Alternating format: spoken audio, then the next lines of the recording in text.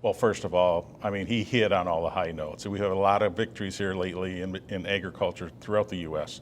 But when we talk about the WOTUS rule being implemented here shortly with Director Wheeler, and then also when we talk about the China deal being signed to phase one, the Japan deal that happened here at the beginning of the year, and then we take a look also at South Korea and even a little peek into the future when we talk about the EU.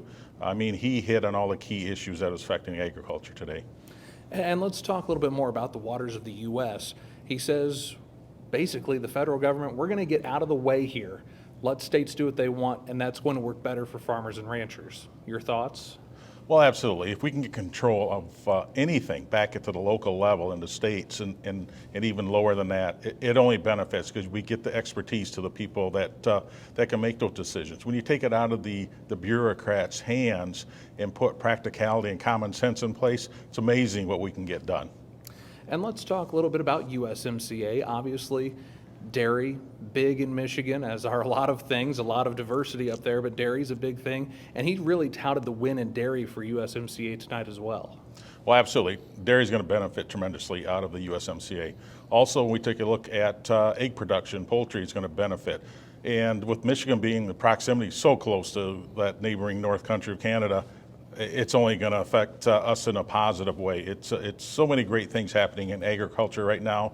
It's just nice to watch them all play out and how they're going to benefit us.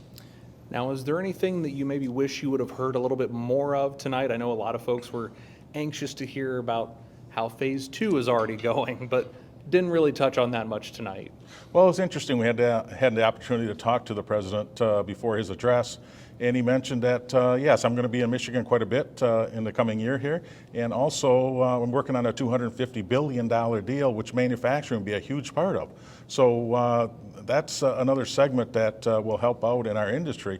But also, things that perhaps we want to hear, we would like to see what's in that China agreement in more detail. We know the crops that are going to be affected, but how many crops is there going to be? Because it's that 40 to 50 billion dollars is such a huge number. It's got to entail more than soybeans or dairy or fruits and vegetables. Right now, that's listed as a top three.